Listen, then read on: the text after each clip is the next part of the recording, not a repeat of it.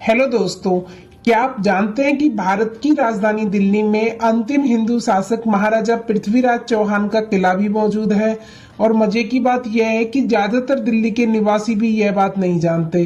तो दोस्तों, आज हम आपको बताएंगे दिल्ली के ऐसे अनजान दुर्ग किला राय पिथौरा के बारे में, जो कि किसी हिंदू राजा द्वारा बनवाया दिल्ली का एकमात्र किला है। जैसा कि हम लोग जानते हैं कि दिल्ली शहर की स्थापना तोमर राजवंश के राजा महाराज अनंगपाल ने की थी, जिन्होंने दिल्ली से लेकर थानेसर तक के साम्राज्य पर राज्य किया और उसकी राजधानी दिल्ली के नजदीक अनंगपुर सूरजकुंड में बसाई और बाद में वह अपनी राजधानी को दिल्ली ले आए। महाराजा अनंगपाल ने दिल्ली में एक किला बनवाया जिसका नाम लाल कोट रखा गया। महाराजा अनंगपाल द्वितीय जैन धर्म का भी प्रभाव था, अतः कई हिंदू और जैन मंदिरों का निर्माण लाल कोट के अंदर करवाया गया था। इस किले के वर्तमान में अवशेष कुतुब कॉम्प्लेक्स के आसपास देखे जा सकते हैं, जहां वृहत विशाल जमीन भूखंड पर इस किले की मोटी मोटी दीवारें बनी हुई हैं और अंतिम हिंदू राजा पृथ्वीराज चौहान की एक विशाल मूर्ति भी लगी हुई है। उस पीढ़ी में आगे महाराजा अनंगपाल सिंह तोमर के पुत्र महाराजा अनंगपाल द्वितीय तोमर दिल्ली के राजा बने, जो कि तोमर वंश के अंतिम राजा थे। किला राय पिथौरा मध्यकालीन युग का दिल्ली का पहला किलाबंद शहर था। इसे राय पिथौरा किले के रूप में जाना जाता है। इसे 12वीं शताब्दी में राजपूत शासक पृथ्वीराज चौहान ने स्थापित किया था, जब चौहान राजपूतों ने तोमर राजपूतों से दिल्ली पर कब्जा कर लिया था। तोमरों को दिल्ली की स्थापना का श्रेय दिया जाता है और शासक अनंगपाल प्रथम ने 8वीं शताब्दी में पहली ज्ञात नियमित रक्षा संरचना लाल कोट का निर्माण करवाया था। लाल कोट पर पृथ्वीराज चौहान ने कब्जा कर लिया, जिन्होंने इस किले को राय पिथौरा शहर तक बढ़ा दिया। चौहान और गुलाम वंश ने यहाँ से दिल्ली पर शासन किया और इसकी प्राचीर दक्षिण दिल्ली में साकेत, मेहरौली के आसपास कुतुब परिसर, किशनगढ़ और वसंत कुंज क्षेत्रों में दिखाई देती है। यहाँ पर एक घोड़े पर पृथ्वीराज चौहान का स्मारक भी है। इसके बाद चौहान, जिनकी राजधानी राजस्थान में अजमेर में थी, उन्होंने लाल कोट गढ़ में बड़े पैमाने पर जीर्णोद्धार किया, जिसमें बड़े मलबे की दीवारें और प्राचीर थी। इसके चारों ओर विशाल प्राचीर बनाई गई हैं और इसका नाम बदलकर राय पिथौरा का किला या किला राय पिथौरा रखा गया।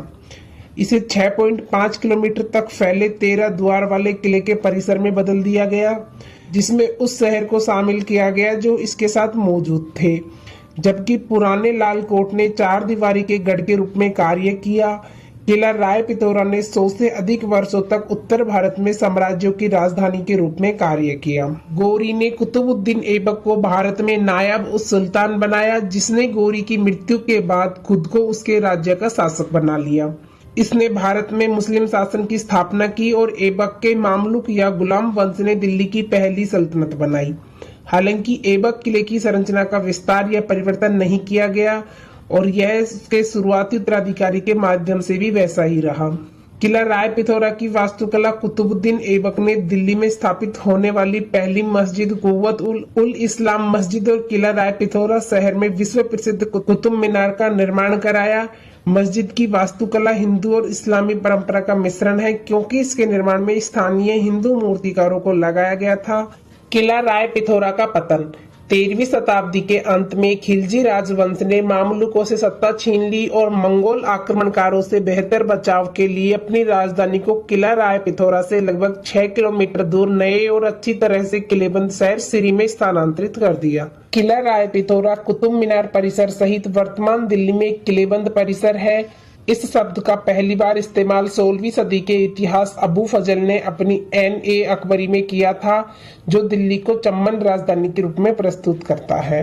लोकप्रिय परंपरा में किले के निर्माण का श्रेय 12वीं शताब्दी के चम्मन राजा पृथ्वीराज चौहान को दिया जाता है। 19वीं शताब्दी के मध्य में पुरातत्वविद अलेक्जेंडर कनिंघम ने इस स्थल पर खंडरों के बीच एक अंतर किया, जो उन्हें तोमरस द्वारा निर्मित पुराने लाल कोट किलेबंदी और चामानों द्वारा निर्मित किया राय पिथौरा के बीच वर्गीकृत किया। जो उन्हें तोमरस द्वारा निर्मित पुराने लाल कोट किलेबंदी और चामानों द्वारा निर्मित किए गए किला राय पिथौरा के बीच वर्गीकृत किया।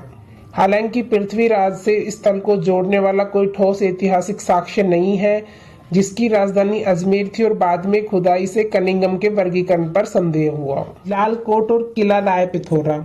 अलेक्जेंडर कनिंघम ने साइट को पुराने और नए भागों को क्रमशः तोमरस और चहन मास के लिए जिम्मेदार ठहराया, लेकिन बाद में पुरातात्विक खुदाई से इस वर्गीकरण पर संदेह हुआ। कैर स्टीफन ने 1876 में लाल कोट को केवल एक महल माना और साइट पर पूर्व सल्तनत किलेबंदी का वर्णन करने के लिए किला राय पिथौरा नाम का इस्तेमाल किया।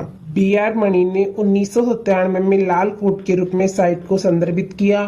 किला राय पिथौरा शब्द का उपयोग करते हुए संभवतः एक किलेबंदी की दीवार का वर्णन करने के लिए जो कि चहन मास द्वारा निर्मित है। पृथ्वीराज चौहान के साथ सहयोग। पृथ्वीराज के समकालीन या निकट समकालीन उन्हें अजमेर में रखते हैं। इन ग्रंथों में संस्कृत भाषा के काम जैसे कि पृथ्वीराज विजया या खारतारा गच्छा पतावली के साथ साथ फारसी भाषा के कालक्रम जैसे कि ताज अल मासिर और तबकात आई शामिल है। बाद में पृथ्वीराज रासो और एने अकबरी जैसे ग्रंथ उन्हें एक महत्वपूर्ण राजनीतिक व्यक्ति के रूप में प्रस्तुत करने के लिए दिल्ली के साथ जोड़ते हैं, क्योंकि जब इन ग्रंथों को लिखा गया था दिल्ली एक महत्वपूर्ण राजनीतिक केंद्र बन गया था, जबकि अजमेर के राजनीतिक महत्व में गिरावट आई थी। हालांकि इसमें कोई संदेह नहीं है कि दिल्ली सल्तनत काल से पहले साइट पर कुछ संरचनाएं बनाई गई थी, लेकिन इस साइट को पृथ्वीराज या किसी अन्य शासक से जोड़ने का कोई सबूत नहीं है। कनिंघम ने N.A. अकबरी का हवाला देते हुए कहा कि किला राय पिथौरा पुरानी दिल्ली के 7 शहरों में से दूसरा था। 21वीं सदी के उत्तरार्ध में आधुनिक विद्वानों ने पुराने फारसी भाषा के वर्ण क्रम का उल्लेख करते हुए दिल्ली के पुराने गढ़ को दर्शाने के लिए किला राय पिथौरा शब्द का इस्तेमाल किया। हालांकि ये क्रॉनिकल स्वयं इस शब्द का उपयोग नहीं करते। पृथ्वीराज के चाचा विग्रहराज चतुर्थ ने दिल्ली को चम्मन राज सत्ता के अधीन ला दिया और पृथ्वीराज दिल्ली के समकालीन शासक का अधिपति हो सकता है। हालांकि इस बात के कोई ठोस सबूत नहीं है कि पृथ्वीराज स्वयं दिल्ली में रहते थे या यहाँ तक कि उस शहर का दौरा भी करते थे।